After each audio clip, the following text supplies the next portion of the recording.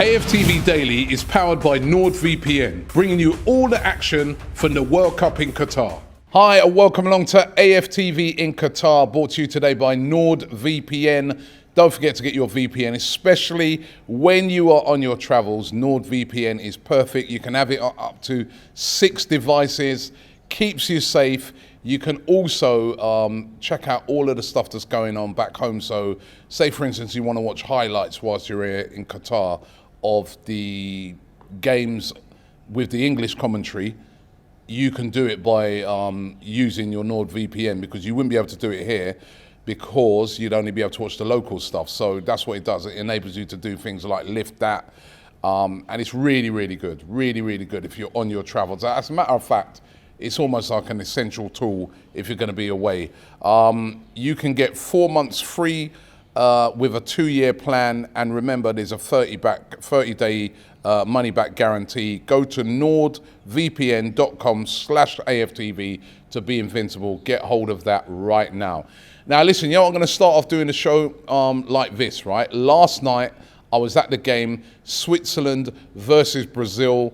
And of course, there was a couple of Arsenal players in action, Granit Xhaka, also Gabriel Jesus. And in the earlier game to that, Ghana are in action as well with Thomas Partey. And I did a little sort of review of how they got on outside the ground. Check it out. I'm here in Qatar, outside the unbelievable 974 stadium. You've got to check this out. It's a stadium made out of sea containers. It's absolutely incredible. And I've just watched the game. Brazil beating Switzerland by 1-0. Casemiro with the goal. But you know what? My focus was on the Arsenal players in the game. Of course, Granit Xhaka, the captain of Switzerland, and Gabriel Jesus. He got onto the pitch as well in the second half, replacing Richarlison. And yeah, it was an interesting game.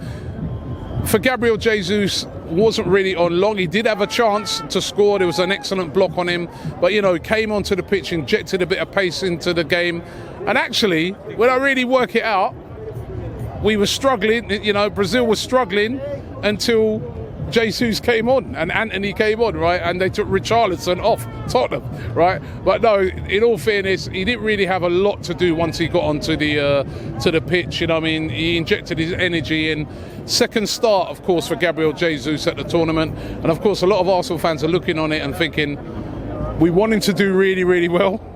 But also, we don't want him to pick up any injuries or anything like that, and he looked fine within the game. But good to see Gabriel Jesus on the pitch. It'd be disappointing for Granit Xhaka, because Granit Xhaka, of course, the captain of Switzerland. You could see today he was doing all the organising of the team. He was really pushing the team on, and they put in a really resolute defensive performance, and a couple of times could have caught Brazil on the counter-attack, but ultimately it was Brazil who won the game. They were the more attacking team and did deserve to win the game, and it's Gabriel Jesus who's got one over Granit Xhaka. Martinelli didn't get onto the pitch, but listen, Martinelli, you know, he came on in the first game, and this is a great experience for him over here, and let's hope that he can bring back all what he's learning here to the Emirates after the World Cup. Another one of our players featured today as well, and he had a great time of it, and that was Thomas Partey, playing in the earlier game when Ghana pulled off an unbelievable performance. They were 2-0 up, right, and then it went 2-2 against South Korea. Of course, Son and his guys, and then love it, Thomas Partey's Ghana made Son end up in tears, crying his eyes out, because it looks like South Korea are going to be on their way home. It was a big, big moment. And of course, Ghana winning that game by 3-2, and it sets up a real revenge game against Uruguay at the end of the week, which I will be at. So well done to Thomas Partey, leading Ghana there to a massive, massive win. So overall, our players so far doing well at the World Cup, you know what I mean? Although it wasn't great for Granit Xhaka today. But listen, great experience for Martinelli. Good for Jesus getting on the pitch, and I think he'll get more minutes as the tournament goes on. And of course, Thomas Partey, big for him today. Great to see our players doing well at the World Cup. Yeah, so it was good to see some of the Arsenal players in action. Martinelli didn't get on, but as I said, Jesus came on for Brazil, looked pretty lively. You know, we know what Jesus does. He was really, really sharp. And of course, Granit Xhaka He'll be feeling a bit down today because Switzerland lost, but Switzerland should be good enough to get through to the next stages. Now, whether you look on that and you say to yourself, that's good news for Arsenal or not, I don't know, because I have to say the games here are very intense. This is I said it in the sort of first show I did, this is going to take a lot out of the players, physically and mentally, because every single game, there's so much on it. You know, they're playing for their countries, and you saw Granit Xhaka even the other day with his comment about, you know, if Jesus was in the box and it was, I'd have to smash him to be able to defend my country, you know what I mean? So they are really, really on it. But congratulations to our 3 Arsenal players for their performances yesterday, and in particular, as flies are all over my face again, in particular, got to big up Jesus and Martinelli, who they're going to progress through to the next round, and also Thomas Partey. Of course, that was a great win for Ghana. The place, I mean, they love Ghana over in Qatar. They love their fans, and that was a great win for Ghana, and it sets up that grudge match against Uruguay and Luis Suarez, and I'm really looking forward to that one. I'm going to be at the game, I think it's on Friday, to see Thomas Partey in action, and let's hope that he comes back fit and well. But again, a lot of us were sort of saying that it looks like Partey would probably be out early in the tournament. Doesn't look that way, that he could progress through to the next round with Ghana. So let's see how that one works out. Transfer news today. Throughout this period, there's been a lot of transfer news because obviously the World Cup's going on. You can see players playing.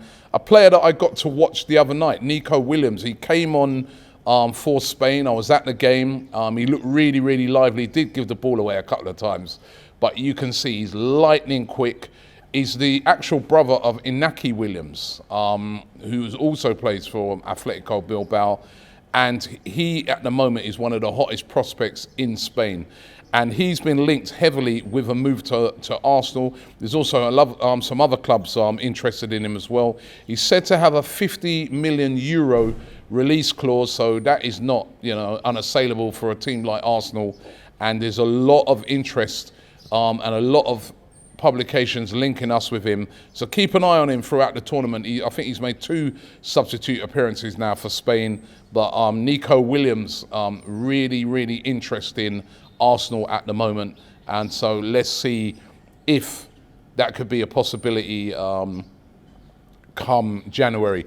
And I remember yesterday I spoke a lot about Christian Pulisic being linked with a move to Arsenal, and I said to you guys, look, he's only 24 years of age, man, and he's still a quality player. He's played in the Premier League. I mean, he looked brilliant the other day for the USA. They got a real crunch game tonight against Iran. And he's going to be, you know, one of the players they're going to be looking to really try and push them forward. And I have to say, it was a little bit mixed in the comments. I asked you guys to let us know in the comments what you think. Would you have Pulisic? There were some of you saying yes, why not? You know, I mean, he's Premier League ready, but there were others saying no, they'd rather us go for somebody like a Mudryk. Pulisic has not really done it in the Premier League, so why should we, you know, why should we go and get him? But I don't know, it's an interesting one for me. I even read somewhere where the owners of Arsenal, which of course is KSC and the Kroenkes, wouldn't even mind getting somebody like a Pulisic, because let's remember, Pulisic is probably the biggest name in American football. The owners are American. Would they favour, say, a Pulisic coming over? It could be a deal that could get done, because remember, his contract is up in the summer. But would Arsenal make a move for a Christian Pulisic, or would they favour somebody like a Mudryk instead? Going to be really, really interesting to see what happens. Of course, it's a big night tonight for Bukayo Saka. England, of course, playing against Wales. Everybody back in the UK will be locked into this game. Massive, massive game. England will want to top the group now. If they win the game against Wales, they top the group. Wales have to win, I think, by about 4 goals to actually progress in the tournament. You would say the favourites would be England, of course, to go through. But it's going to be interesting. Let's see how this one works out. Will Bukayo Saka start the game? If he does, that would be his 3rd game he started in a row. But let's see if Xhaka starts the game. Ben White apparently didn't train yesterday because he's had a bit of an illness. So not too sure if he's even going to make the game. But Ben White, yet to figure so far.